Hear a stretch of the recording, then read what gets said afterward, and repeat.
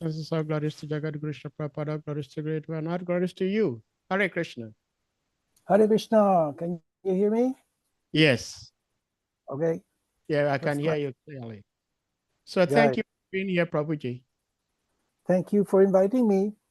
You're very much welcome. So my big brother is connecting us to YouTube Live. Oh, we are already connected. Live. We are already live. Okay, we are already live. So I didn't catch that. So, dear devotees, please accept our humble obeisances. All glories to Jagat Guru Sri Prabhupada, all glories to Gurudeva, and all glories to assembled Vaishnava devotees. Today, we're very much blessed. We have His Grace, Jaya Gurudev Prabhu, who will be speaking to us from the Srimad Bhagavatam today. And Prabhuji, we're very grateful that you could be here with us today. And we may put the verse on the screen and you start speaking, by which time I'm sure by the time you're done with the reading, many more devotees would join. Hare Krishna.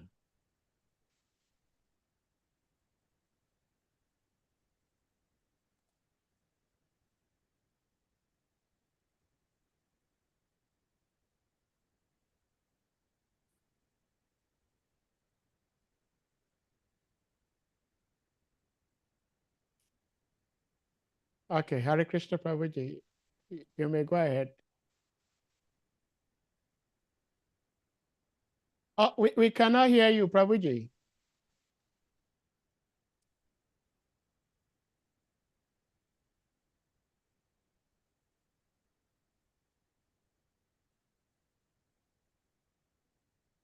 Let me see.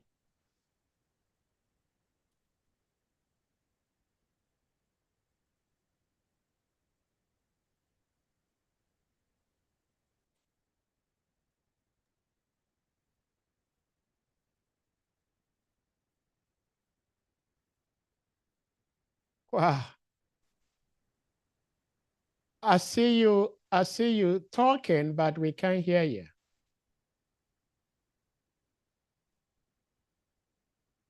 Salika, can you hear Prabhuji?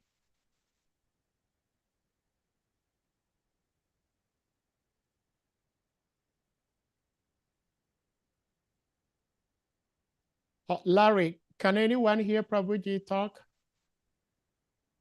Hare Krishna. No, we can't hear him. Okay. Okay, so it's not just from my end. Prabhuji, I think what you may do, I don't know if he's hearing me. Maybe you may sign off and then log back in. Let me send him a text message.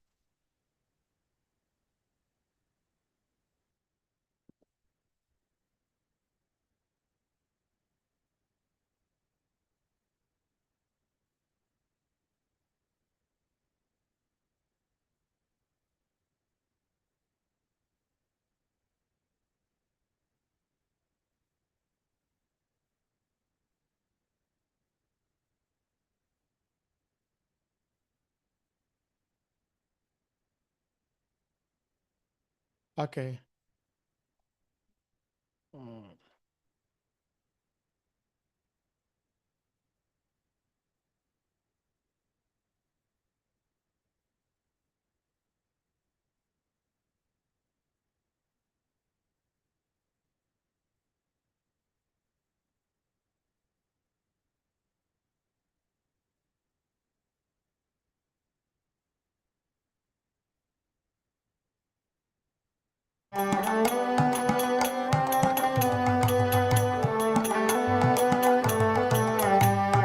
Nadia Gojumani Tananda Mahajan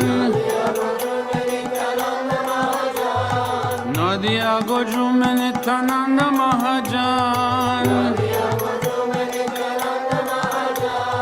Hatya Chinam Hate Jibera Karan Hatya Chinam Hate Jibera Karan Shradhavan Jana hai, Shradhavan Jana hai, Shradhavan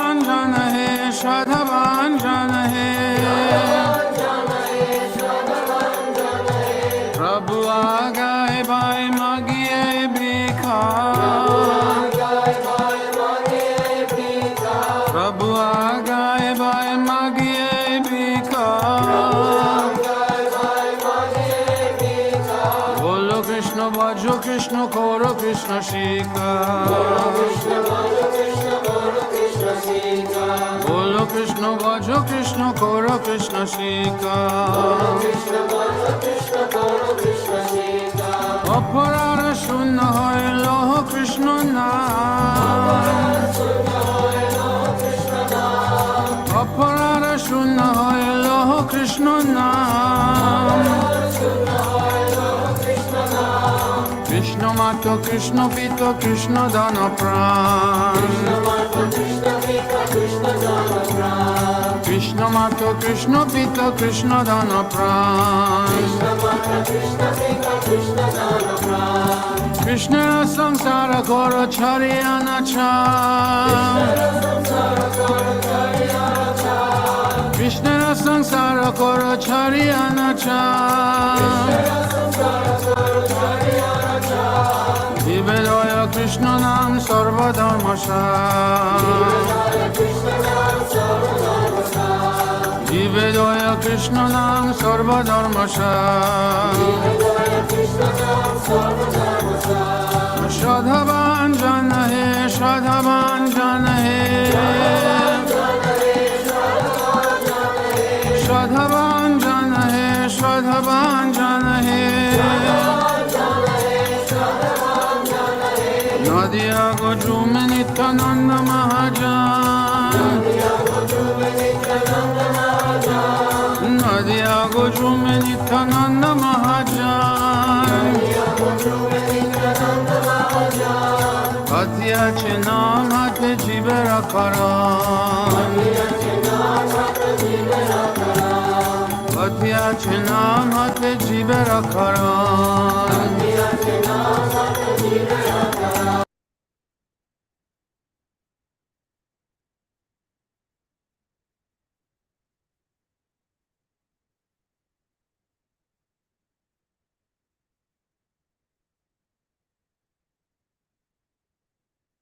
Hare Krishna, dear devotees. Prabhuji doesn't seem to be back.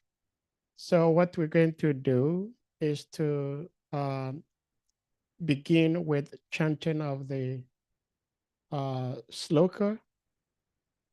We'll try to read the translation and the purport while we hope to have Prabhuji back. So when he comes back, then he will take over. Hare Krishna.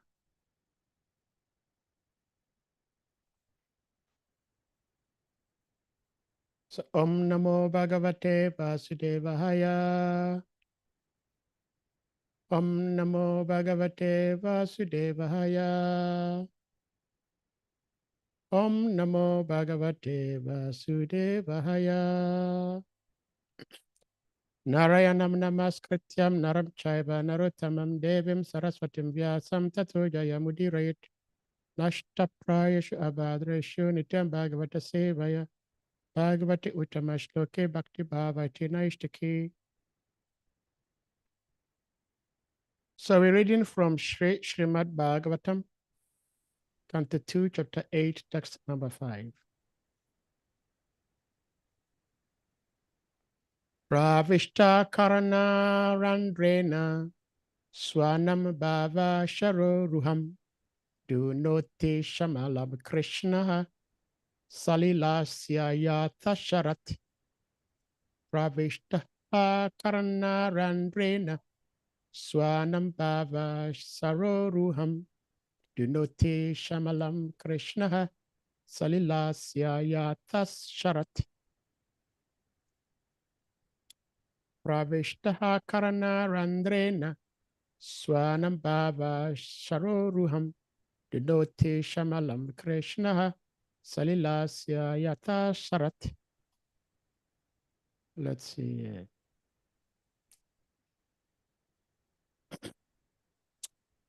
So transliterations or word for word translations.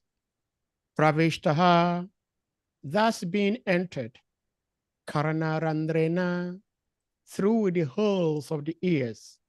Swanam, according to one's liberated position.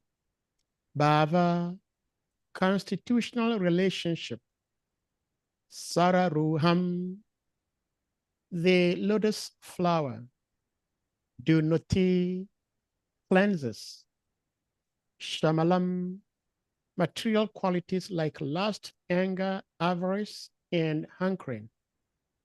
Krishna, Lord Krishna, the Supreme Personality of Godhead. Salilasya, of the reservoir of waters. Yatha, as it were. Sharat, the autumn season. Translation and purport by Jagat Guru Param Guru A.C. Bhaktivedanta Swami Srila Prabhupada Ki Jai. The sound incarnation of Lord Krishna, the Supreme Soul, that is Srimad Bhagavatam, enters into the heart of a self-realized devotee, sits on the lotus flower of his loving relationship, and thus cleanses the dust of material associations such as lust, anger, and hankering. Thus, it acts like autumnal rains upon pools of muddy water. Purport.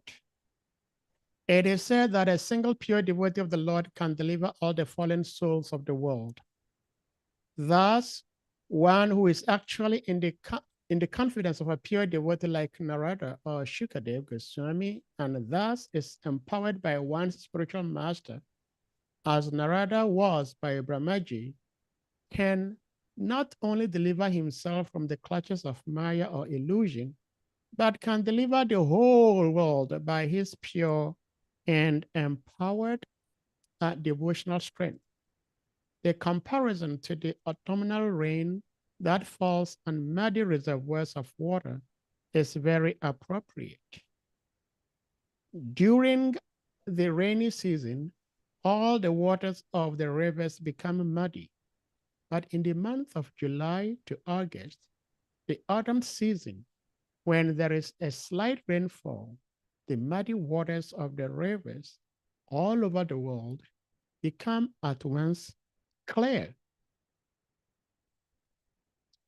By addition of some chemical, a small reservoir of water like that of a metropolitan waterworks tank can be cleared. But by such a tiny effort, it is not possible to clear up all the reservoirs of water like the rivers. A powerful, pure devotee of the Lord, however, can deliver not only his personal self, but also many others in his association. In other words, the cleansing of the polluted heart by other methods, like the culture of empiric knowledge or mystic gymnastics, can simply cleanse one's own heart. But a devotional service to the Lord is so powerful that it can cleanse the hearts of the people in general. By the devotional service of the pure empowered devotee, a true representative of the Lord, like Narada, Shukadeva Goswami, Lord Chaitanya, the six Goswamis, and later Srila Bhakti Vinod Thakur and Srimad Bhakti Siddhanta Saraswati Thakur, etc., can deliver all people by their empowered devotional service. I think Prabhuji came back. Hare Krishna, can you hear me? Yes, we can hear you, Prabhuji. Thank you Okay. so much for being back. So Prabhuji, you may continue to read. We are here by sincere efforts. Yeah. I would like to put away the on your sideboard. I cannot see the text, so if you can just take away the. Okay, choose virtual hide cell view.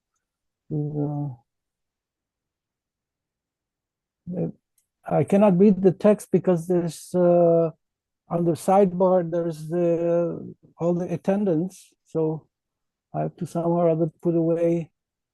Stop reader, choose virtual background, choose avatar, hide self view. I don't know. Are you using a cell phone? No, I'm using a computer. Oh, okay. If you're using a computer, it should be clearer for you. Otherwise, you may read from your end. Yeah, I would like to, but I cannot because it's on YouTube. So now, okay, so anyhow, can you see me now? Yes. Okay, so I'll read from my own computer if I may. Thank you very much. Yes, thank you, sir. So we're, excuse me. The last but one paragraph. Okay. By sincere efforts to hear Srimad Bhagavatam, is that right? Yes. By sincere efforts to hear Srimad Bhagavatam, one realizes his constitutional relationship with the Lord in the transcendental humor of servitude, friendship, parental affection, or conjugal love. And by such self-realization, one becomes situated at once in the transcendental loving service of the Lord. Not only were all the pure devotees like Narada self-realized souls, but they were engaged in preaching work automatically by spiritual impetus. And thus, they delivered many poor souls entangled in the material modes. They become so powerful because they sincerely followed the Bhagavatam principles by regular hearing and worshipping. By such actions, the accumulated material lusts, etc., become cleansed by the personal endeavor of the Lord within the heart. The Lord is always within the heart of the living being, but he becomes manifested by one's devotional service. Purification of the heart by culture of knowledge or mystic yoga may be all right for the time being for an individual person, but it is like the cleansing of a small quantity of stagnant water by chemical processes. Such clarification of water may stand for the time being and the sediments settle down, but by a slight agitation, everything becomes muddy. The idea is that devotional service to the Lord is the only method of cleansing the heart for good, whereas other methods may be superficially good for the time being. There is a risk of becoming muddy again due to agitation of the mind. Devotional service to the Lord with specific attention for hearing Srimad Bhagavatam regularly and always is the best recommended method for liberation from the clutches of illusion. So I'll read the verse again. Okay. The sound incarnation of Lord Krishna, the Supreme Soul, specifically the Srimad Bhagavatam, enters into the heart of a self-realized devotee, sits on the lotus flower of his loving relationship, and thus cleanses the dust of material associations such as lust, anger, and hankering. Thus, it acts like autumnal rains upon pools of muddy water.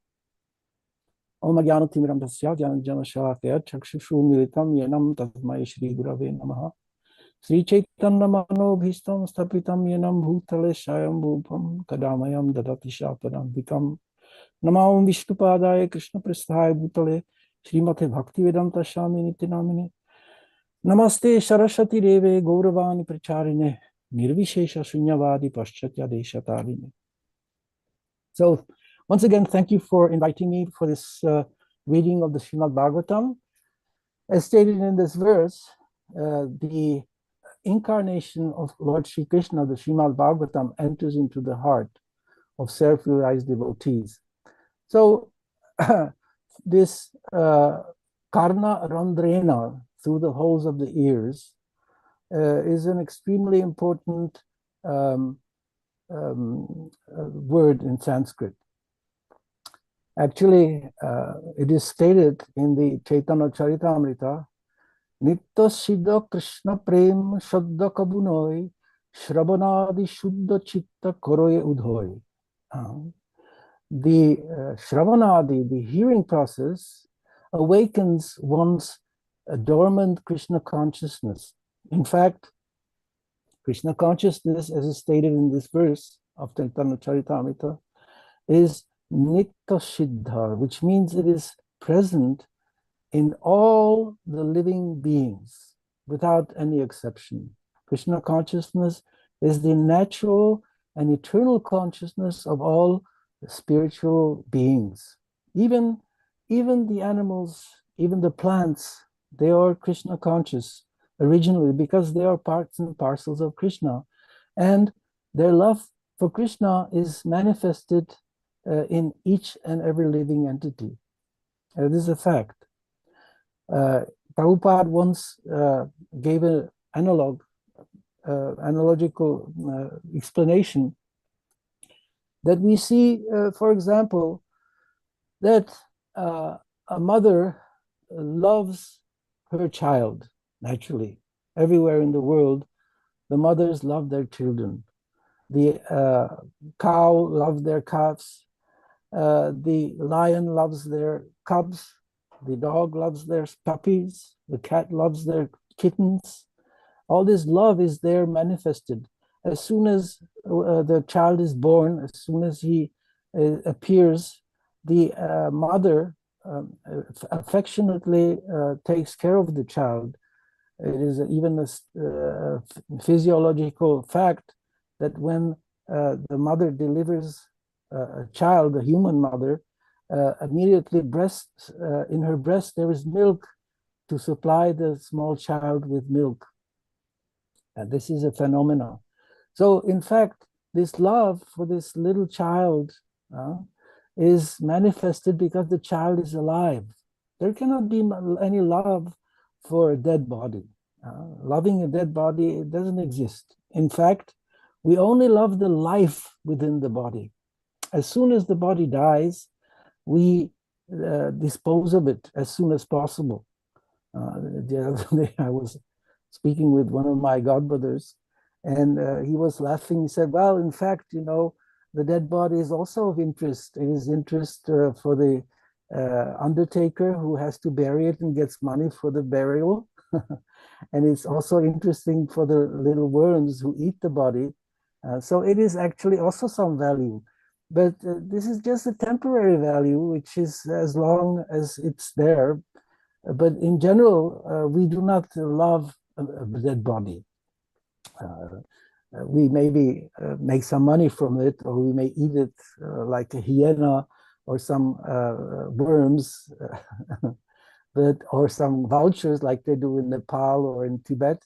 But the fact of the matter is the body is without any great value. Of course, there are some people nowadays that sell parts of the dead body. For example, if you have a bad kidney, so a dead man can give you his kidneys or his lungs and it may be used. But generally speaking, we cannot love, in the real sense of the term, a dead body. We may use it for different purposes, but in general, we dispose of the dead body. We throw it away, we bury it, we burn it, whatever. So what we actually love is the life within the body. That's what we love. And what is this life in the body? It is, as stated in the Bhagavatam and the Srimad Bhagavad Gita, it is the spirit soul. And what is the spirit soul? The spirit soul is an eternal part and parcel of the supreme soul, of the supreme personality of Godhead. We are all living entities, and we are all parts and parcel of the supreme being. So everyone loves the soul, and the soul is a part and parcel of Krishna. So therefore, Prabhupada explained, we all love Krishna, because every single living entity is a part and parcel of Krishna. So this love for Krishna is dormant within the heart of all living entities, without any fail. That's why Lord Chaitanya Mahaprabhu, when he was preaching, actually when he was walking through the Jharkhand forest and chanting Hare Krishna, he came to different wild animals, like to a lion or to an elephant and to other wild animals, and he told them, chant Hare Krishna, chant Hare Krishna. And it is stated in the Chaitanya Charitamrita, Balabhadra Bhattacharya, who actually was accompanying Sri Chaitanya Mahaprabhu during his travel through the Jharkhand, that the lions got up and started chanting Hare Krishna. And the wild animals who usually eat other animals, they were friendly and actually embraced the deer and other animals. So these are all expressions of love for Krishna, because Krishna is the most dearest to every single living entity. And there is no living entity who is without love for Krishna. Nitta Siddha Krishna Prem Shraddha Kabunoi. And it becomes awakened by Shravanadi Shuddha Chitta. So here it is stated in this verse that the sound incarnation of Lord Krishna, the Supreme Soul, Srimad Bhagavatam, enters into the heart of the self-realized devotee through the holes of the ears, Karna Randrena, and sits on the lotus flower of his loving relationship and thus cleanses the dust of material associations such as lust, anger, and hankering. So Prabhupada writes in the purport that a single pure devotee of the Lord can deliver all the fallen souls of the world. This is a fact. And we have seen that specifically with His Divine Grace, Srila Prabhupada, that he alone in 1965 arrived in America, and for 12 years, actually 11 years, because his real preaching started in 1966 when he started to preach in New York City and made the few first disciples. So 11 years. Within 11 years, Srila Prabhupada, through his disciples, or personally, delivered fallen souls all around the world. South America, North America, Europe, Asia, Australia, you name it. Just one single devotee has such power. So Prabhupada writes furthermore, thus one who is actually in the confidence of a pure devotee. So this word, to be in confidence of a pure devotee like Narada and Shukadev Goswami, and thus is empowered by one spiritual master as Narada was by Brahmaji, can not only deliver himself from the clutches of Maya or illusion, but can deliver the whole world by his pure and empowered devotional strength. Now, I personally am a fallen soul, and I was also always a fallen soul when I was a young man. I was a student in Geneva in Switzerland in 1974 when I met the devotees. And I must say that these devotees who were in confidence of Srila Prabhupada and were empowered by Srila Prabhupada, they not only delivered themselves from the clutches of Maya or illusion, but they delivered also myself in a way by their devotional strength. Krishna Shakti Vinana He Tara Pravartam. They had Krishna Shakti. I remember every single of my gurus. My first guru, his name was Jayantakrit Prabhu. When I first saw him, I was sitting with some friends near the Lake of Geneva, and in those days I was a student with long hair and playing my guitar and enjoying life as all the young people were those days. And then suddenly I met Jayantakrit Prabhu with another devotee, and they were preaching in their beautiful saffron cloths, shaven head, with tilak on their forehead. And their preaching was so attractive. It just simply attracted me. They had devotional strength, Krishna Shakti. This is the magic of Krishna Shakti. There are so many people who are after Shakti, all kind of mystic things, mystical things. Shaktas, they worship all kind of demigods, or even they, like in Africa, they worship all kind of ghosts, to have Shakti, to have power. But you cannot compare any Shakti of this world with devotional Shakti, Krishna Shakti, Vinana He Tari Pravartam. This is a fact. Just for the purpose of showing how this Krishna Shakti acts, there's a verse in the 6th canto, 1st chapter, number 10, which states the following: Kvachin nivartate bhadrat, kvachit charati tat punah, parayaschittam artophartam manya kunjara shauchanam. Sometimes one who is very alert, so as not to commit sinful acts, is victimized by sinful life again. I therefore consider this process of repeated sinning and atoning to be useless. It is like the bathing of an elephant, for an elephant cleanses itself by taking a full bath, but then throws dust over its head and body as soon as it returns to the land. Purport. When Parikshit Maharaj inquired how a human being could free himself from sinful activities so as not to be forced to go to hellish planetary systems after death, Shukadeva Goswami answered that the process of counteracting sinful life is atonement. In this way, Shukadeva Goswami tested the intelligence of Maharaj Parikshit, who passed the examination by refusing to accept this process as genuine. Now Parikshit Maharaj is expecting another answer from his spiritual master, Shukadeva Goswami. Actually, I want to read the verse from the 7th canto from Prahlad Maharaj, which is extremely important in the connection of purifying oneself. Prayashchita is a purificatory process, but it doesn't have so much power as the Krishna Shakti, which is described in this verse of today. And that is the verse from the 7th canto, 9th chapter, 10th verse, which goes as follows. Viprad Vishad Guna Jutad Aravinda Nabha Padaravinda Vimukhat Svapachambarishtam Manyeta Darpita Manovachane Hitartha Pranam Punati Sakulam Natu Burimanaha. If a Brahmana has all 12 of the Brahminical qualifications, as they are stated in the book called Sanat Sujata, but is not a devotee and is averse to the lotus feet of the Lord, he is certainly lower than a devotee who is a dog eater, but who has dedicated everything, mind, words, activities, wealth, and life to the Supreme Lord.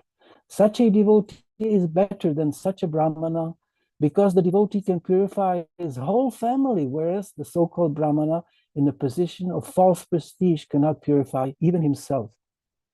If you allow me, I would like to read the purport. Here is a statement by Prahlad Maharaj, one of the 12 authorities, regarding the distinction between a devotee and a Brahmana expert in Karma Kanda or Vedic ritualistic ceremonies. There are 4 varnas and 4 ashramas which divide human society, but the central principle is to become a first-class pure devotee. This is the verse that we've read today. It is said in the Hari Bhakti Sudodhaya, Bhagavad Bhakti Hinasya Jatir Shastram Japastabaha Apranasya Dehasya Mandanam Lokaranjanam.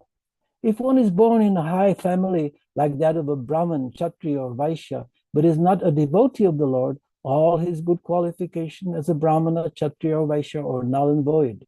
Indeed, they are considered decoration of a dead body. In this verse, Prahlad Maharaj speaks of the Vipras, the learned Brahmanas. The learned Brahmana is considered best among the divisions of Brahmana, Kshatriya, Vaishyas, and Shudras. But a devotee born in a low Chandala family is better than such a Brahmana, not to speak of the Kshatriya, Vaishyas, and others. A devotee is better than anyone, for he is in the transcendental position of the Brahman platform. Mam chayo vyabhicharana bhakti yogena sevate sagunan samatitaitan brahma bhuyaya kalpate. One who engages in full devotional service, who does not fall down in any circumstance, and at once transcends the modes of material nature, and thus comes to the level of Brahman. Bhagavad Gita 14th chapter, 26th verse. The 12 qualities of a first-class Brahmana, as stated in the book called Sanat Sujata, are as follows. Yanam cha satyam chadamah shutam cha hyatma saryam hrish titikshanu yagyas chadanam chadriti shamascha mahavrata dvadasha brahmanasya. The European and American devotees, and also, of course, I would add the African devotees, in the Krishna consciousness movement are sometimes accepted as Brahmanas, but the so-called caste Brahmanas are very much envious of them.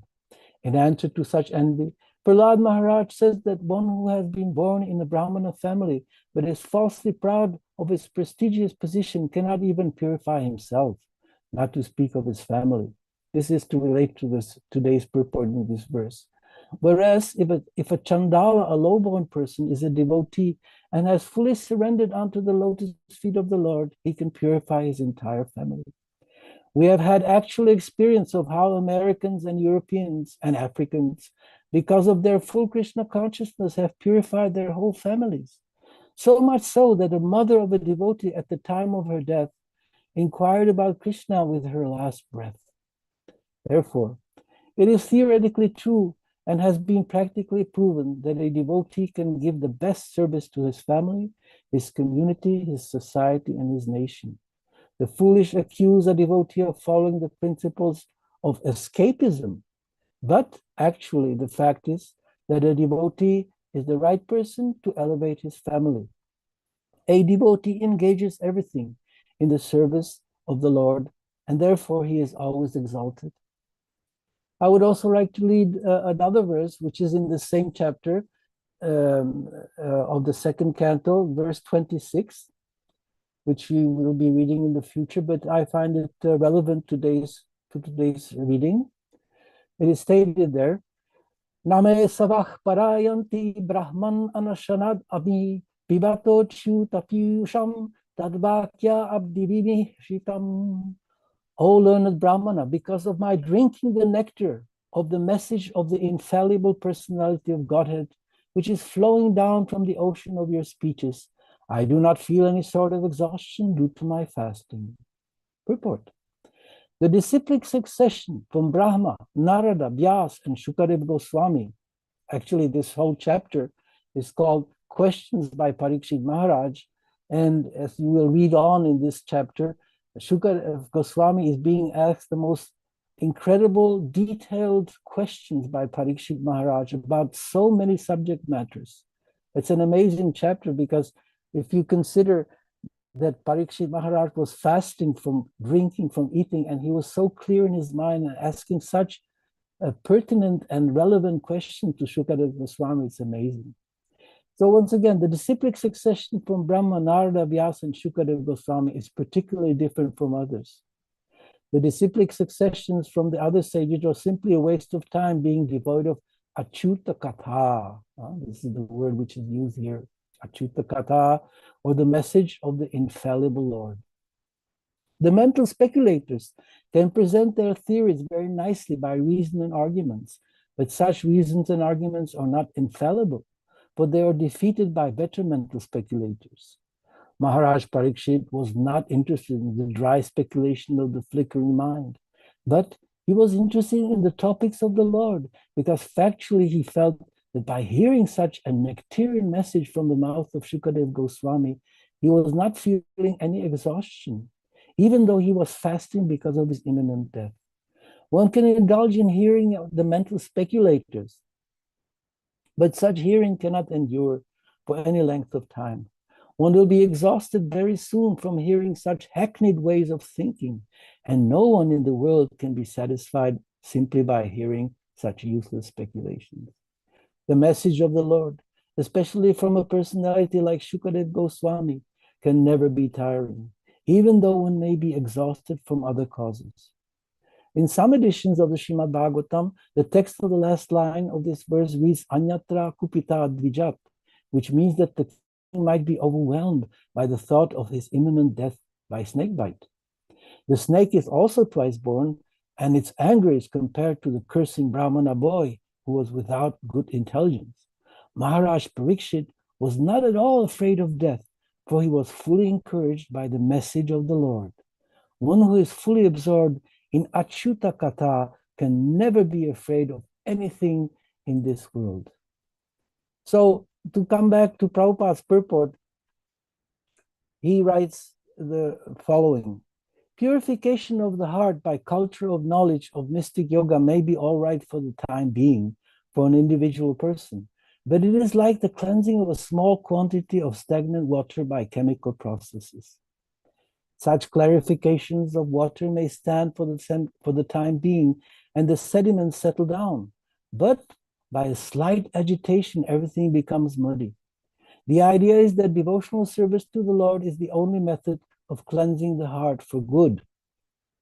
Whereas other methods may be superficially good for the time being, there is a risk of becoming muddy again due to agitation of the mind, just as we have read in the 6th canto, that it's Kunjara, it's stated here, Kunjara Shauchavat, yeah, that's the word, the cleansing of the elephant. Whereas other methods may be superficially good for the time being, there is a risk of becoming muddy again due to agitation of the mind. Devotional service to the Lord with specific attention for hearing Srimad Bhagavatam regularly. And Prabhupada adds also, and always, Nityam Bhagavata Sevaya, Nityam means always, is the best recommended method for liberation from the clutches of illusion.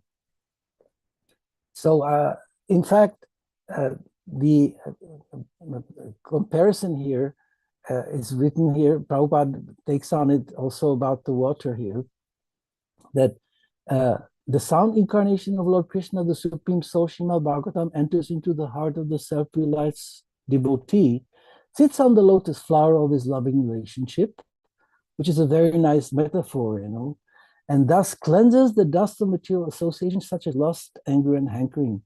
Thus, it acts like autumnal rains upon pools of muddy water. And Prabhupada elaborates on this question of water.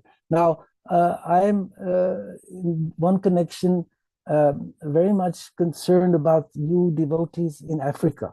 You are all living in places where we have big problems with water, polluted water, dirty water, right? It's actually, you have if I remember well, in Africa, you have a program which is called, I think it's called the Water Project. Yeah, the Water Project. Give water, give life. Yeah, big problems. Many places in Africa, there are difficulties of getting clean drinking water, and thus there are many programs in Africa specifically for cleansing water, for building new wells, so that people can get some proper water. They don't have to drink dirty water. There are some places in Africa where the water is so contaminated that the women, they walk, as I've heard, for 10, 20 kilometers on foot sometimes, just to get clean water for cooking and for drinking. So the question of water is very relevant in this connection, and Prabhupada writes about it very nicely, that the water can become purified at only when it's specifically written, purification of the heart by cultural knowledge or mystic yoga may be all right for the time being for an individual person, but it is like the cleansing of a small quantity of stagnant water by chemical processes. You know that, I mean, as I stated, in Africa, there are many pools and stagnant, dirty, contaminated water. And there is a chemical process. You can add some chemicals to that stagnant water and make it drinkable. But Prabhupada writes here, such clarification of water may stand for the time being, and the sediments settle down. But by a slight agitation, everything becomes muddy. The idea is that devotional service to the Lord is the only method of cleansing the heart for good. So this is the essence of the Srimad Bhagavatam. That's why Parikshit Maharaj, in this verse, he writes about the fact that by hearing the Srimad Bhagavatam from a realized soul, from a pure devotee, it cleanses the dust of material association, such as lust, anger, and hankering. That is a fact. But the condition is that we hear from the lips of a pure devotee. We cannot hear from some speculators, as Prabhupada writes here. The speculators, they have no power. That's why I must admit that when I met the devotees for the first time in 1974 and later on, and still now, and you hear from pure devotees in the line of Sukadeva Goswami, which is the line that we are following, one's heart becomes cleansed from lust, anger, and hankering. Here it's an interesting synonym. Prabhupada writes here that Svanam, according to one's liberated position, and in the translation is written that enters into the heart of a self-realized devotee. Now, one may think, well, a self-realized devotee, he's already purified from lust, anger, and hankering. It is a fact. But how comes, this is like sort of like a contradiction. How comes a self-realized devotee, a svanam, as it's stated here, can still have lust, anger, and hankering within his heart?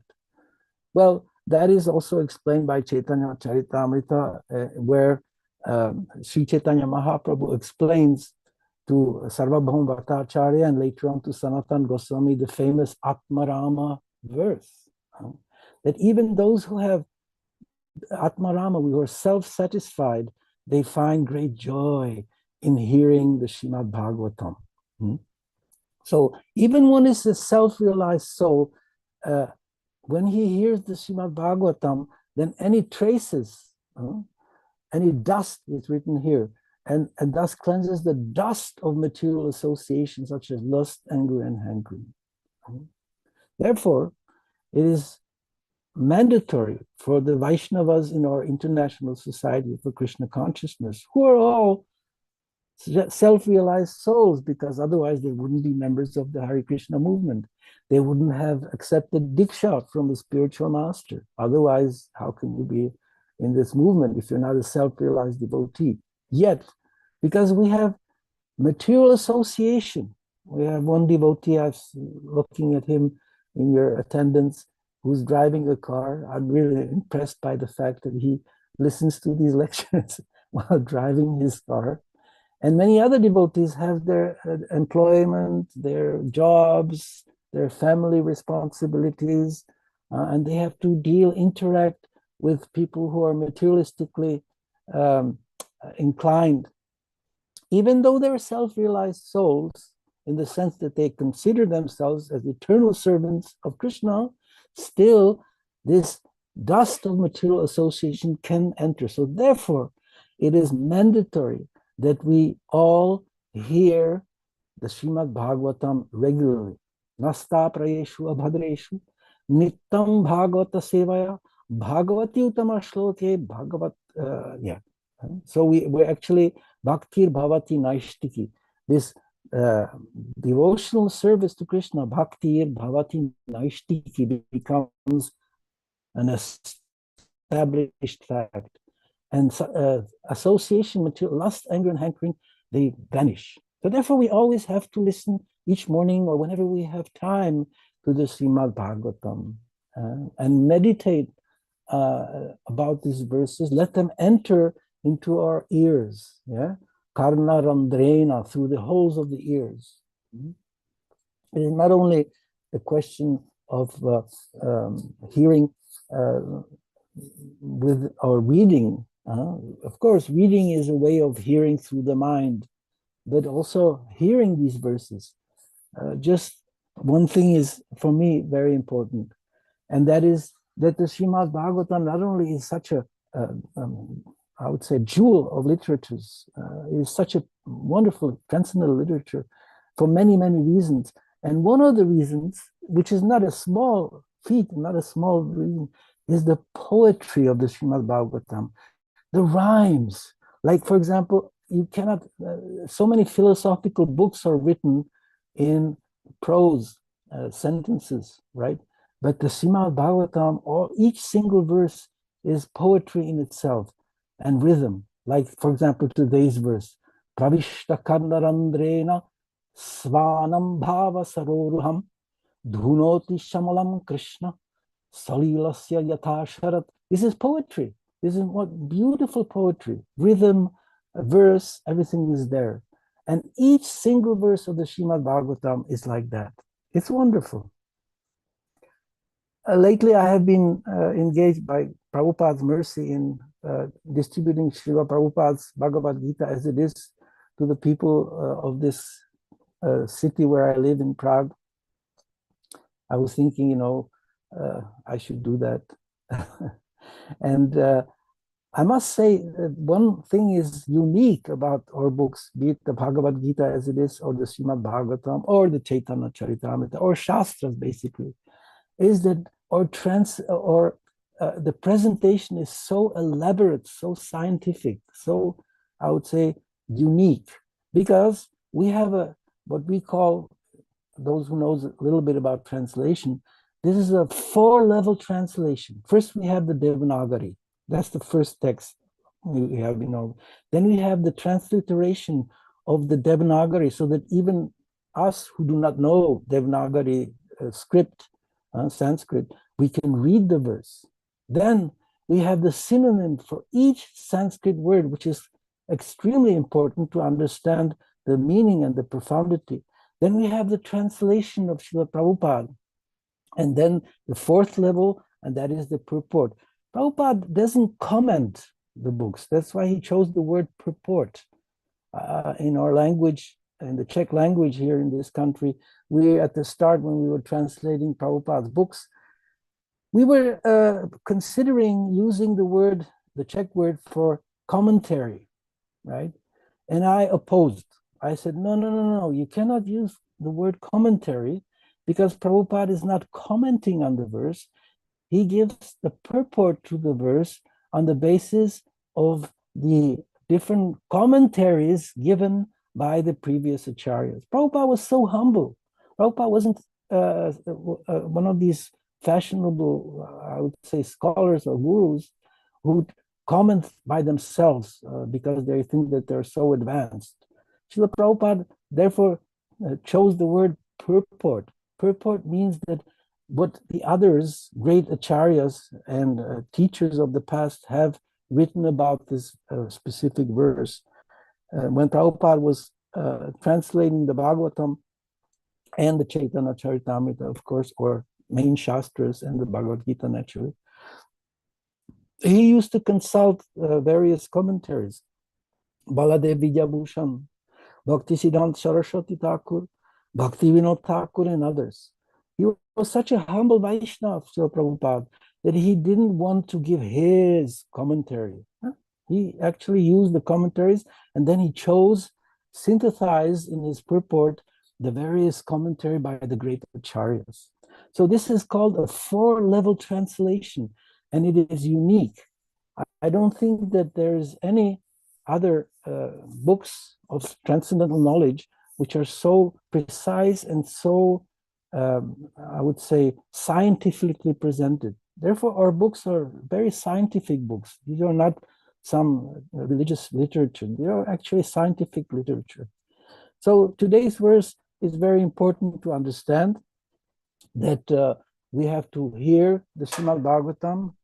The first one who heard the Bhagavatam, Parikshit Maharaj, he understands that the Bhagavatam is the sound incarnation of Lord Krishna, and he appreciates in this connection how, when it enters the heart of a self-realized devotee, sits on the lotus flower of his loving relationship, which is very, very nice metaphor.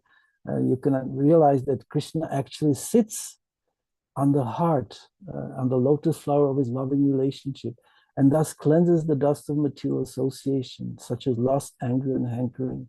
So if we listen to the Bhagavatam regularly, this lust, anger, and hankering, which can somehow or other, we are confronted with it during our daily life, will become cleansed.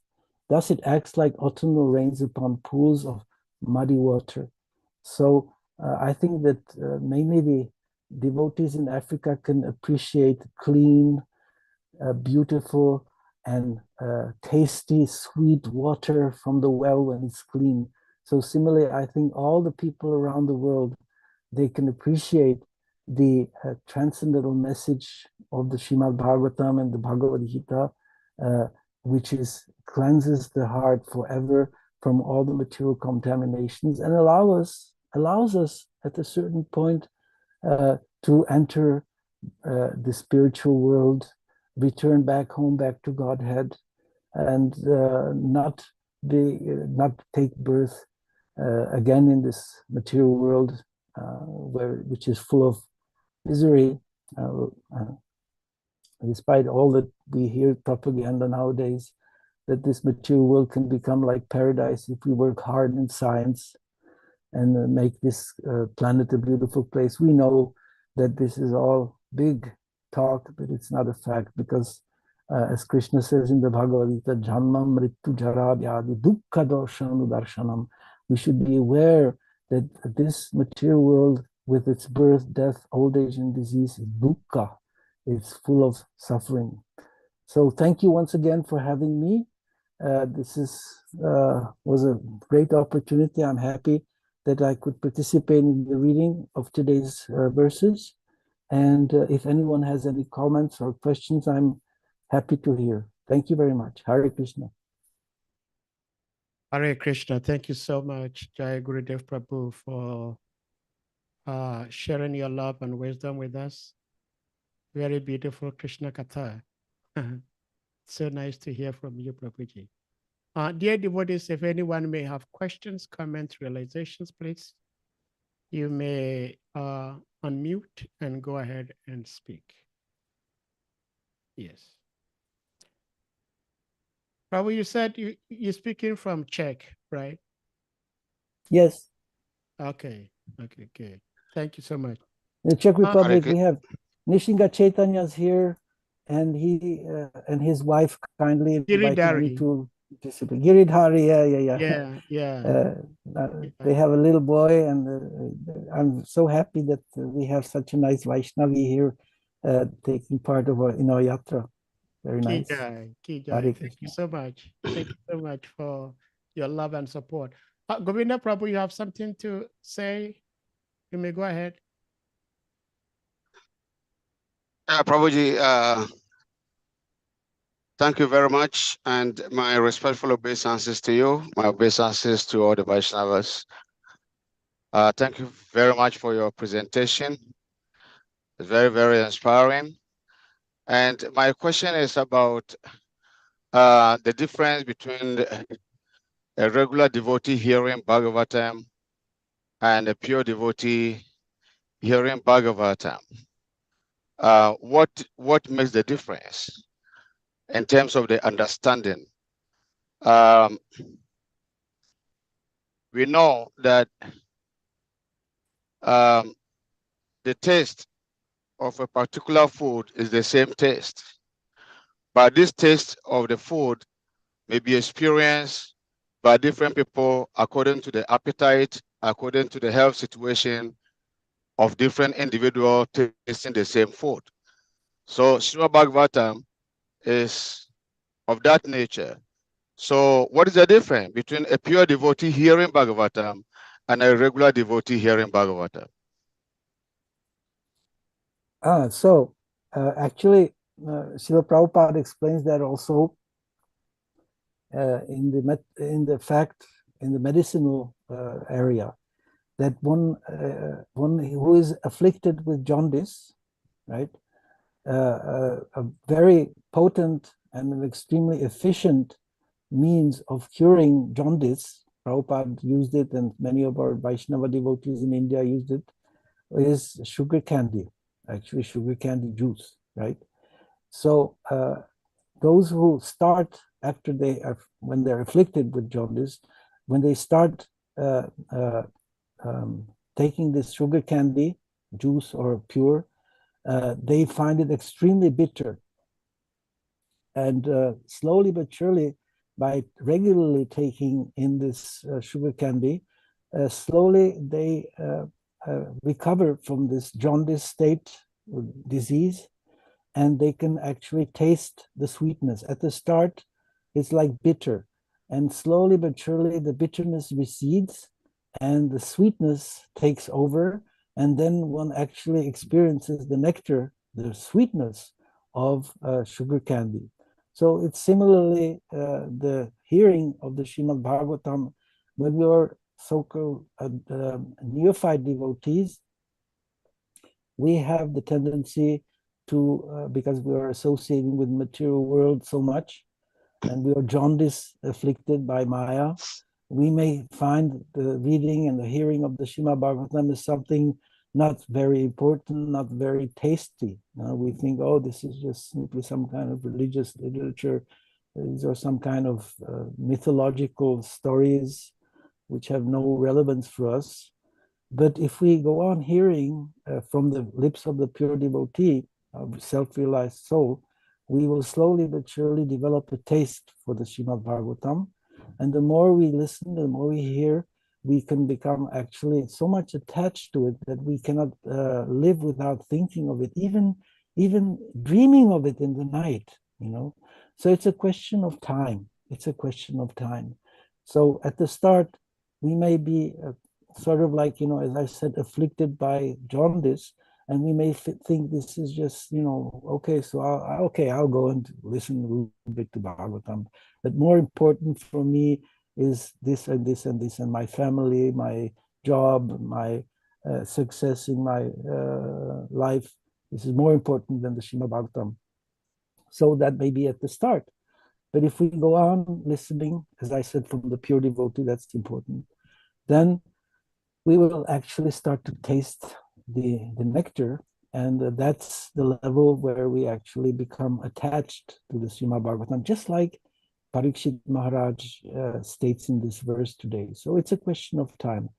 The first initial years, 2, 3, 4, 5, even 10 years, we may not be so much attached. After 20 years, 30 years of practicing Krishna consciousness, we become much more purified, just like this sugar candy, it acts. So this is, I would say, this is more or less what I would answer to your question. Is that all right? Yeah, that's all right, Prabhu. Thank you very much. You know, but still, they say the answer is not really clear to me. You see, there's difference between understanding and realizing that same thing. Is it a question of understanding the Bhagavatam? You know, when we talk of Narakuvera and Manigriva being fallen from a heaven planet, and Lord Krishna to pull the trees down, and then they manifested, you know, their demigods' bodies, and Krishna asked them to go back to where they belong. This is understanding, but going beyond that, a pure devotee relish it. So that relation aspect is what I'm looking for. Do they relish in terms of seeing the whole thing in their spiritual perspective, realizing the whole thing by viewing the whole pastimes that is being written in the scriptures, so they can dive deep into the pastimes and enjoy it, where the regular devotee or unadvanced devotee cannot dive deep into that spiritual aspect and to realize the whole pastime that is being narrated in a book. So that theoretically one can read and understand. But I'm talking of the spiritual aspect, diving deep into it, realizing it from the heart. Is that what makes the difference? That is the question. Yes, of course. The fact of the matter is that you cannot force the sun to come up. You have to wait until it comes up. You cannot say, okay, now I want, like say, for example, at 1 o'clock in the morning, right? You say, no, where's the sun? 1 o'clock in the morning. It should be here. I want it to be here. I want to enter into the light of the sun at 1 o'clock in the morning. Is it possible? Of course not. You have to wait until the sun rises, and you cannot force the sun to rise. It's where are you going? Is it right? You there? Yeah. Thank you, Prabhu. Thank you so much. Okay, so similarly, we cannot force Krishna to manifest in our heart in a way which you are saying, that we see the pastimes of Manigriva and the pastime of Nalakuvera, this, you know, the Dvija Arjuna tree falling down, and the demigods coming out of the tree, and Krishna. These are all manifest pastimes of the Lord, and He can manifest these pastimes in your heart when He wants. We cannot force Krishna to manifest these pastimes in our heart unless he so desires. So we just have to be patient and pray to Krishna. And at a certain point, if Krishna so desires, he can manifest these things in our heart. We can become fully aware of them. Just like if we just wait patiently until dawn, we will see the sun. But we cannot force the sun because it's so powerful to manifest whenever we desire. Similarly, we cannot force the realization of Krishna's transcendental pastimes, entering, as you said, into these pastimes fully, unless and until Sri Krishna so mercifully manifests. Thank Is you that so right? much, Prabhuji. Yeah, okay. Thank you, Prabhu. Just Yeah, be that's what patient. that's what I was looking for. Okay, You know, okay. that So to realize it as you are yes, explaining, if yes. that is the difference, then yeah, I understand. Thank you. Just have to have a little patience. It's up to Krishna. He's so powerful, you know. Yeah. He's within your heart, so don't despair. The time will come. Thank you so much, Okay. Prabhuji. Hare Anyone Krishna. else with something else to ask? Thank you. Yeah. Prabhuji, if I may put the verse back on the screen, Oh, go ahead. so I may ask a question. It's Go one ahead. question, but it has two Aspects. examples. One is from the text itself. Uh-huh. The text itself says that the sound incarnation of Lord Krishna, the Supreme Soul, which is the Srimad Bhagavatam, enters into the heart of a self-realized devotee, sits on the lotus flower of his loving relationship, and thus cleanses the dust of material Okay. association, Thank you, bro. such as lust, anger, and hunger. All right. Thus, it acts like autumnal rains upon pools of muddy water. So, Yeah. hold on, sorry. This is Parikshit Maharaj speaking. Yes. Parikshit Maharaj is saying that by constant hearing the Srimad Bhagavatam, one's heart will be cleansed and one's relationship with the Lord will be there, and the material association such as lust, anger, and hankering will be gone. So in the purport also, Srila Prabhupada opens up saying that it is said that a single pure devotee of the Lord can deliver all the fallen souls of the world. Now, Lord Krishna himself came on this earth planet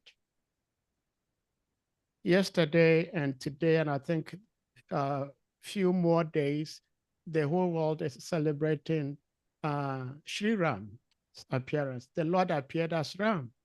The Lord appeared as Lord Chaitanya. There are great personalities like Lord Jesus Christ, Prophet Muhammad, peace be upon him. We have our own Srila Prabhupada. All these personalities can deliver all the fallen souls of the world. And they are very, very compassionate to see all the fallen souls delivered. But it has never happened. So my question is, what is the stumbling block, or what prevents the Supreme Lord and these pure devotees of the Lord who can deliver all the fallen conditioned souls, not deliver the fallen conditioned souls? They can, but they don't. May I know why that is the case? Yeah, because the fact of the matter is that we're living in Kali Yuga, right? Now you're speaking specifically about the problems of the Kali Yuga, of this fallen age. So in the previous ages, Satya Yuga, 100% people were religious. In the Treta Yuga, 75%. In the Dwapara Yuga, 50%. And now in this Kali Yuga, it's only 25%. You cannot change that. This is the age of quarrel and age of hypocrisy, right? So many people come to Lord Jesus, come to Prophet Muhammad, come to Prabhupada or to Lord Chaitanya's movement, but they are influenced by the power of this age, Maya, which means hypocrisy and quarrelsome. Yes, so we have this is in our heart. It's so deeply rooted. This quarreling and hypocrisy is there in this age of Kali. You cannot change this age, except that it is stated that Lord Chaitanya Mahaprabhu's Sankirtan movement, and we are just at the dawn of this movement, the first 500 years, is going to usher in more or less a completely different age into this Kali Yuga for a brief period of 10,000 years, as is stated in the Shastras, where people will become more religious and they will actually be delivered. Vasudev Datta once asked Lord Chaitanya Mahaprabhu, he was such a merciful and compassionate devotee, Vasudev Datta. He told him, my dear Lord, please let me suffer all the karma, all the sinful reactions of all the conditioned souls and free them from this material existence, yeah? Deliver them from the clutches of Maya or illusion, yes? So Lord Chaitanya Mahaprabhu said, I cannot, I could of course, but what's the use? This universe is just like one small mustard seed in a bag of mustard seeds. And all the universes are filled with conditioned souls who are under the clutches of Maya or illusion. The Lord is so compassionate that if we want to be independent from Him, if we want to enjoy on our own, He allows us to come into this material world, which is perfectly equipped to fulfill the desires of all the living entities on a short term in this one short lifetime. But we are unfortunate in this Kali Yuga. We are very, very unfortunate. It's an extremely unfortunate age. The 12th canto of the Srimad Bhagavatam describes this age in a very succinct way, So your question is that how comes it doesn't work? Well, we're not in the right age. We are living in the Kali Yuga. However, it is a fact that when one becomes empowered by one's spiritual master, as Narada was by Brahmaji, he can not only deliver himself from the clutches of Maya or illusion, but can deliver the whole world by his pure and empowered devotional strength. And I must personally say that this, to a large extent, refers to our founder Acharya, Srila Prabhupada. Just consider how it's possible that he empowered, for example, your spiritual master of many devotees in Africa, Bhakti Tirtha Maharaj. He empowered him in such a way that so many of you devotees in Africa have been dragged out of the clutches of Maya or illusion and stopped eating meat, stopped taking intoxicants, stopped having illicit sex. This is amazing. On the other hand, don't forget also one verse which is important from the Bhagavad Gita, which is said, Manushyanam sahasreshu kaschit jatati siddhaye jatatam api siddhanam kaschit mam veti tattvataha. Which Krishna says that out of many thousands, Manushyanam sahasreshu, out of many thousands of humans, barely one will be interested in spiritual life and getting free from the clutches of Maya. And from those, Manushyanam sahasreshu kaschit jatatam api siddhanam, and those who have become such siddhas, jatatam api siddhanam kaschit mam veti tattvata, only just a few understand me as I am. Krishna instructed Arjuna in this connection to understand that basically this material world is not meant for enjoyment in the spiritual world and being free from the clutches of Maya. Anyone who comes into this material world, he has been under the clutches of Maya for many, many, many, many, many births, from time immemorial, Srila Prabhupada writes. So it is a great fortune that we are becoming, at least a small portion of us, living in this time and place where we are right now, that we are becoming delivered from the clutches of Maya. It takes time, but still, as I stated at the very start of my presentation, it was amazing that it's an amazing thing that Srila Prabhupada, who was, as we said here, in the confidence of a pure devotee of Bhakti Siddhanta Saraswati Thakur Prabhupada, that within 11 years, he and those whom he empowered, like Bhakti Tirtha Swami, that they, within 11 years, spread Krishna consciousness, chanting Hare Krishna and following the regulative principles on all the continents of this planet. It's an amazing feat. Many people cannot understand and even evaluate this powerful thing. Within 11 years, on all the continents, thousands and thousands and thousands of people have become delivered from the clutches of Maya, or on their way to become delivered from the clutches of Maya. I just one thing which I personally think is important to understand is how vegetarian and vegan diets has become in the last 40 years, let's say, such a popular thing that even the scientists throughout the world, the scientists agree that meat eating is unhealthy. Before it, everybody was thinking, meat eating is super fine, why not? No problem, But nowadays, I would say a huge part of the population understand that meat eating is bad. I'll tell you one example. When I was at the university, I was traveling because I was at the international office. I went to Jordan, to the University of Irbil, which is north of Amman in Jordan. They're all Muslims there, Islamists. And we went to the university, and I went with my professor to take lunch. And there was the dean of the faculty, and I went and just had some little vegetables and some rice, that's all. And they all served themselves with the meat, right? And I took these vegetables and little rice, I offered them in my mind to Krishna. And then this dean of the faculty, he told me, "You do not eat meat?" I said, "No, I don't eat meat." And he said, "That's very good." The same thing happened to me when I was preaching in Switzerland. I was distributing books. I went to a monastery. I was actually, in Austria, in Europe. And I went to a monastery, and they invited me for lunch also after the Bhagavad Gita.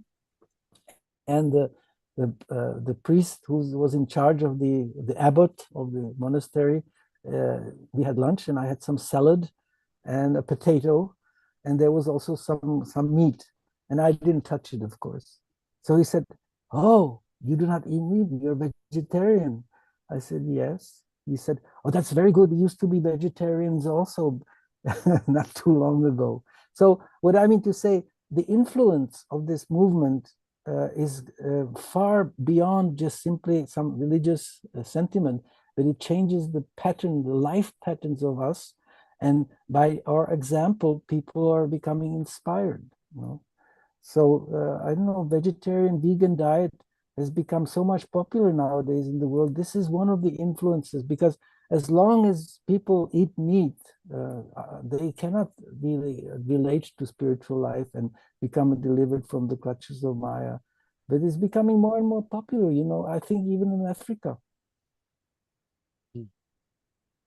But still, I understand your feelings, and I understand those feelings that you would like to have everybody delivered as soon as possible. And how comes it's not possible? Yeah. We're at the start of a new age, but it will take still some time. We have to be patient. Well, thank you so much, Prabhuji. If I understood your answer to my question,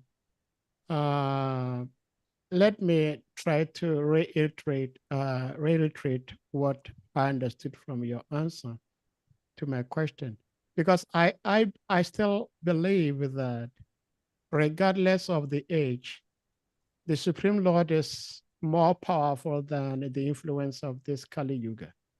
And so if the Supreme Lord wants to free every one of material entanglements. He can do that, and he will do that if he decides to. But my understanding from the answer you gave is like just 2 days ago was Ekadashi. By Krishna's grace, I wasn't sick and I had food, but I decided not to eat. I could have eaten, but I decided not to eat because I wanted to fast on Ekadashi day. So my understanding from what you were explaining is that even though Krishna and the pure devotees can deliver each and every one of material entanglements, but if a particular individual is not prepared to be cleansed, then the Supreme Lord and the pure devotees may not forcibly cleanse them. That is the understanding I got. I don't know if I got you right. And if that is the case, I think that sounds right. Yeah, everything is based on free will. Yeah. You know, if you cannot force anyone to love you with a pistol in his head, you know, Yeah. you go to some girl, you put a pistol on her head, and you tell her, "Love me, love me." You know? It won't work. You know, she won't love you. She will love you only if she wants to love you, right?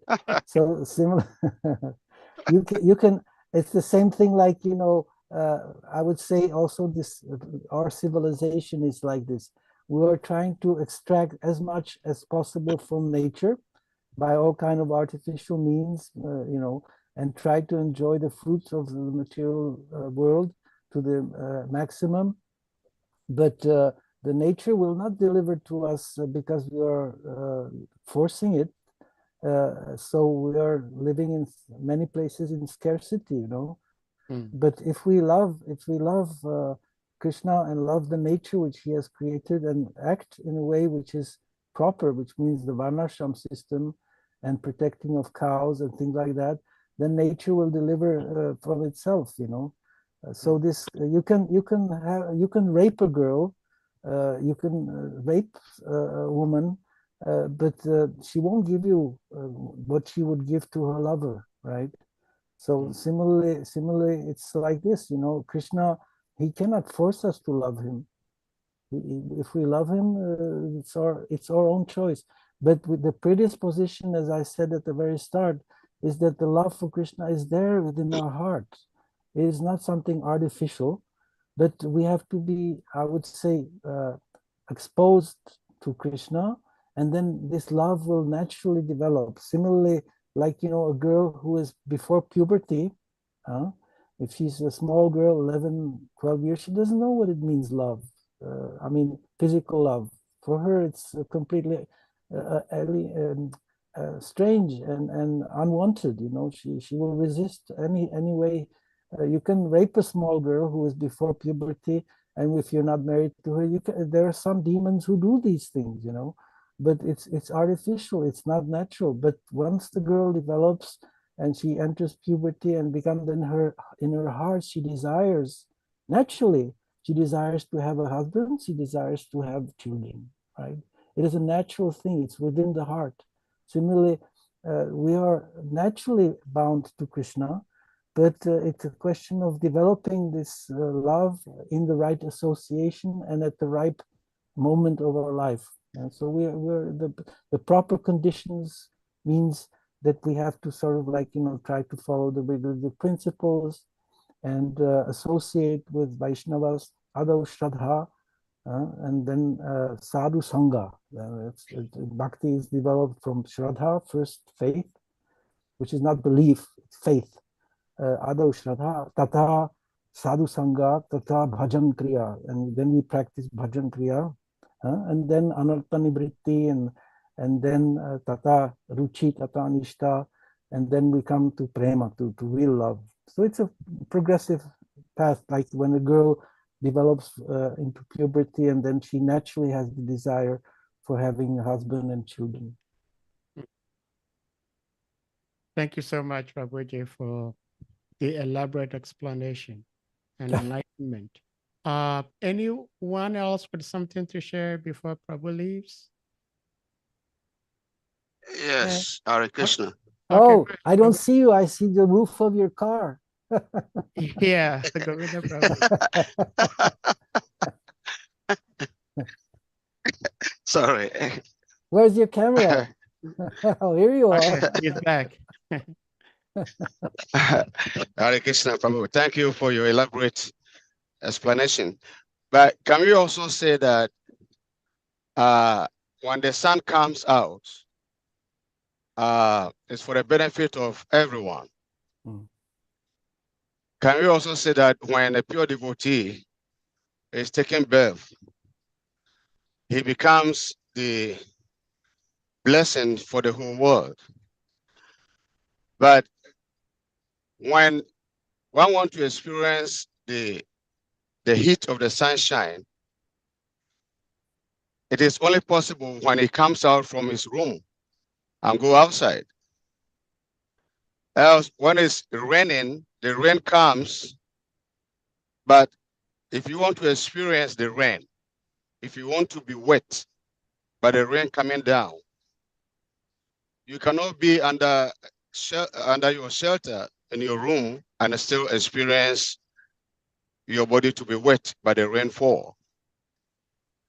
So when a pure devotee comes, he comes with all powers, with all blessings, with all energy to liberate everybody. Just as electricity has his source, and that power of the electricity travels to, very far and wide. But one can only tap in that electricity based on the readiness or the preparation, the setup of one house to be able to experience that electric energy. So a pure devotee comes also like that. So it comes with the power, but one has to also be qualified to connect with the power and to experience the flow of that energy, of that blessings. Now, my question is, in connection with the preparation for one to be connected to that power source, does it have anything to do with karma? Because the pure devotee may come down, but if one karma is not said to be connected to that higher energy and to experience the love of God, just like Hare Krishna mantra is given to the whole world, it's a medicine for the whole world. The mantra is there to deliver everybody. But somebody, you give it to somebody, he will throw it away. People hear the mantra, they will block their ear. They don't want to hear. Even though the mercy is here, the medicine is here, but the patient, the sick man does not want to take the medicine. So what can the medicine do? It can only help those who are ready to take the medicine. Can we say that a pure devotee's mercy also has something to do with the karma of the individual souls here on the planet? Definitely. This is called Agyata Sukriti. Agyata Sukriti means that somehow or other you have all in the past lives or life, or even in this life, done some pious Sukriti, which means positive, I would say, godly activities. Sukriti means, in the contrary to the sinful activities. Then when you are actually acting on the level of Sukriti, then you can understand. The biggest problem is nowadays people don't believe in the next life and people don't believe in the past lives.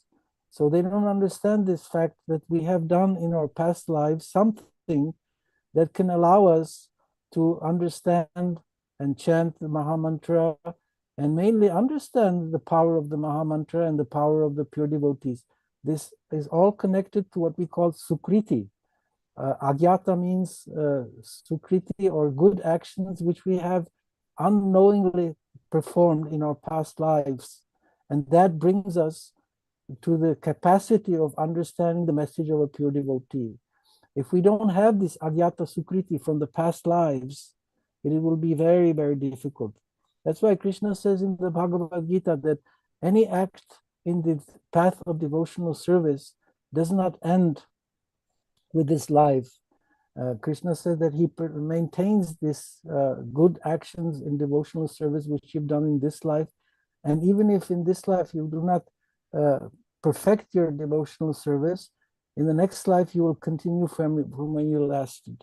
It's a difficult thing to understand for materialistic people who think that means 99.9% of the population nowadays, who think that we have only one life, we are born and we die and then there's nothing, it's finished, or that we are born from nothing and we are something. You know, this is the 99.9% of people. They don't understand the fact of reincarnation, of the changing of the bodies.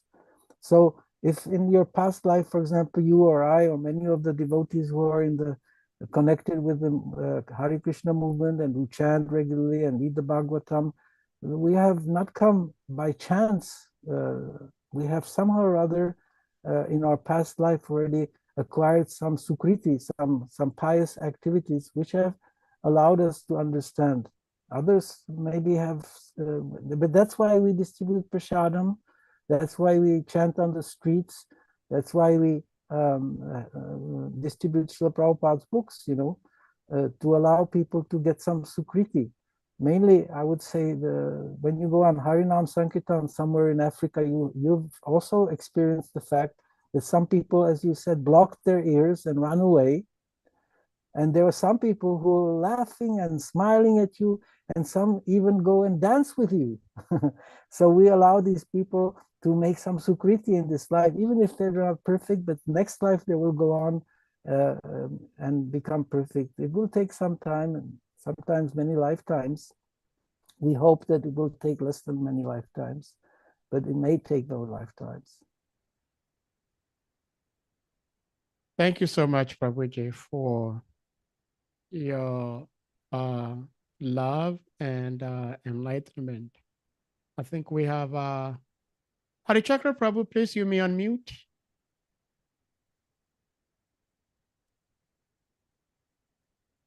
I think our devotee, he driving the truck, is a truck. It's not an automobile. It's a truck, isn't it? Yeah, it's a truck, yes. Yeah. Yeah. That's amazing. He's driving a truck, and at the same time, he's such a nice Vaishnav, you know. It's very special. Yes. Hare Krishna, Hare Prabhu. Krishna. Dandavat Pranam. All glories to Gurudeva, all glories to you, and all glories to Prabhupada. Thank you very much for the elaborate discourse that you've taken us through. About this last question that Govinda Prabhu asked. So if getting the mercy of the pure devotee or whatever it is, if you have to have an Agyanta Sukriti, then wouldn't it look like as if it's something we have accumulated by ourselves? So then what comes in? What comes in? What is the meaning of costless mercy? Because you say when you have costless mercy, it means you don't deserve anything. Practically, you don't deserve it, but it's been allotted to you. Mm-hmm. So if we have to accumulate our security to be able to come in contact with them, then how do we explain costlessness? That's the meaning of the words agyata. Agyata is unknown, which means causeless. Agyata sukriti means Agyata sukriti means that we're not aware, or we're not, I would say, thinking of deserving it, but somehow or other, that's causeless mercy. Many times the question was asked to Prabhupada, what does it mean, causeless mercy? Causeless mercy, Prabhupada said, doesn't mean that it doesn't have a cause. Of course, everything has a cause. There's nothing in this world which doesn't have a cause. Even causeless mercy has its cause. And the cause of the causeless mercy is the fact that it is delivered without or even asking for it. That's the whole thing. We didn't ask for it, but it comes to us. You know, it's it's causeless mercy means the word is sometimes I would say not very well understood. There's nothing in this world which doesn't have a cause. Everything has a cause. So causeless mercy means that it's a mercy which we did not demand or ask for. Just like, you know, those people who are coming on Harinam Sankirtan, they didn't ask to meet the devotees. They didn't come to your city just to hear the devotees chant on the street, but it's your mercy, causeless mercy, I would say, that you go on the street and you chant Hare Krishna, and the people meet you and they appreciate the sound, and you give them a little bit of prasadam and things like that. You know, it's your mercy. It's not causeless without a cause, but for them, there's no cause for it. They just somehow or other have come in contact with you. So it's a fact that the causeless mercy also has its cause. It's the mercy of the Vaishnavas, which for the general public doesn't have a cause. It's just there.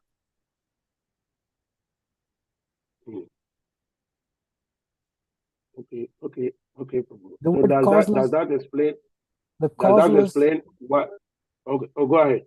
no, the word causeless is sometimes misleading, because Prabhupada uses it, of course, causeless mercy, but it does not imply that there's no cause for the mercy. Everything has a cause. There's nothing. Prabhupada once asked a devotee, give me one example of something which doesn't have a cause.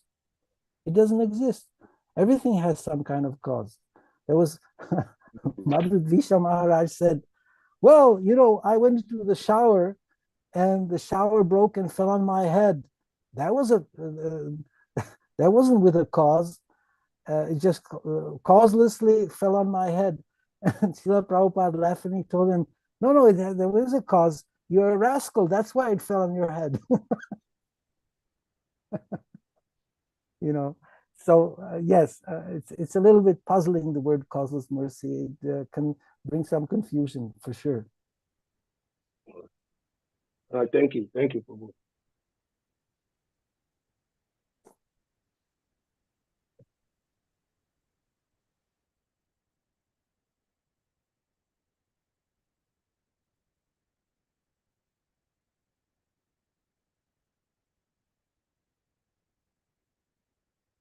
So I think that our host has somehow or other disappeared. I'm not sure if this meeting will continue. We are already 6 o'clock almost here at Central European time. I don't know what's your time in your part of the world. Our host has disappeared, the administrator of this Zoom meeting. Is he somewhere to be found? Yeah, I think we lost him. We lost him, isn't it? Yeah. Yeah. There was So a anyhow, little bit of a hitch. Sorry? Yeah, there was a little bit of a hitch, but I see. Yeah, okay. we're going to handle. I can hear you. Yeah. Yes, we're going to handle request of the devotees to kindly unmute, and we all Hare Krishna Maha Mantra to express our appreciation to our revered speaker, His Grace Jai Gurudev Prabhu. Jai. Hare Krishna. Hare Krishna, Hare Krishna, Krishna Krishna, Hare Hare, Hare Rama, Hare Rama, Rama Rama, Hare. Vanchaka Patarubhyascha Kripa Sindhya Eva Cha Pavanebhyo Vaishnavebhyo Namo Namaha. Hare Krishna. Hare Krishna, Jai Gurudev Prabhu. Jai Prabhu ki jai. Jai Gurudev Prabhu ki Jai. Jai Prabhupada. Hare Krishna. Hare Krishna.